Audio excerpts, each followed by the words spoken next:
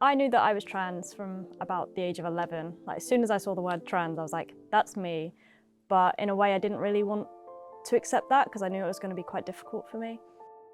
My name is Finn, and I am 19 years old. Well, when I knew I was trans, I dressed super masculine. It didn't really feel right. So I did the opposite and then started dressing really feminine. That did not feel right either. So I've got to a point where I'm kind of in the middle somewhere, but not super feminine, not super masculine. Representation in the media is getting a lot better, but I have not watched a TV show where I've seen a trans character or a queer character and I've looked at them and gone, that's me, I relate to that character. Not a lot of people that I meet really understand what trans guys go through. They just kind of see what they see on social media.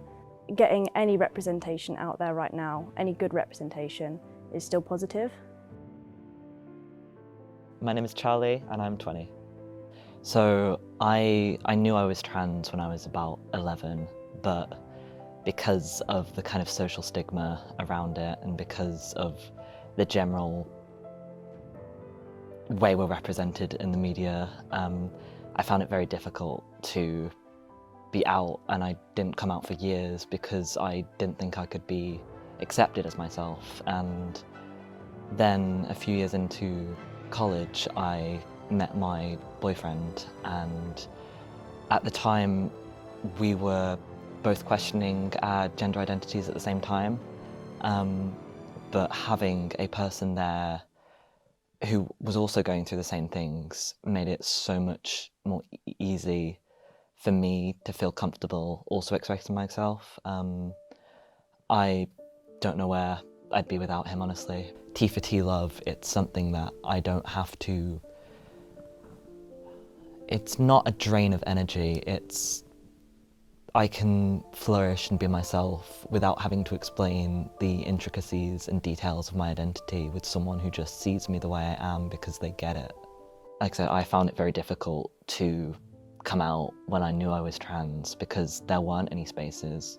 I, as a trans person, shouldn't have to forge those spaces. I shouldn't have to be the one putting in the energy and the effort so I feel safe and comfortable. It shouldn't all be down to me.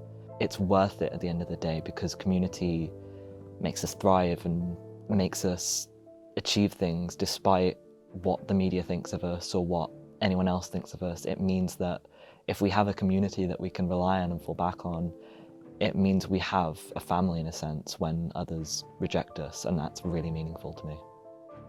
The reason I wanted to become an actor in the first place is because I wanted to see more people like me in media.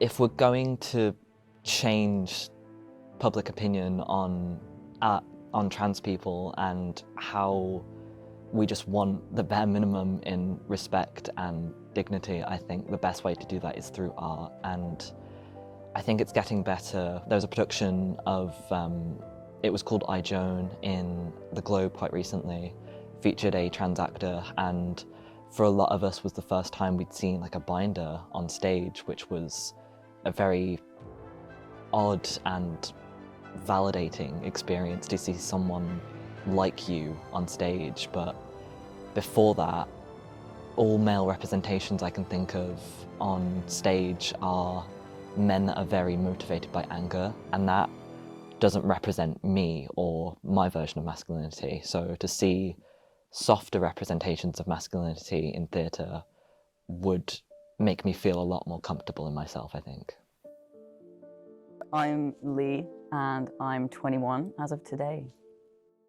There's always something that's this awakening piece of media that you look at and you say, oh my God, I should have realized sooner that I was kind of self-projecting all of my thoughts and feelings into these characters, and my kind of book of choice would be Dorian Gray, and obviously the main character in it, Dorian. And the way that he handles his own sense of masculinity, because he's quite an effeminate character, and although he's a gentleman, he kind of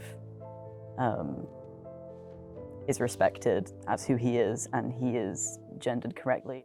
he can do whatever he likes and still have his identity be intact and not questioned.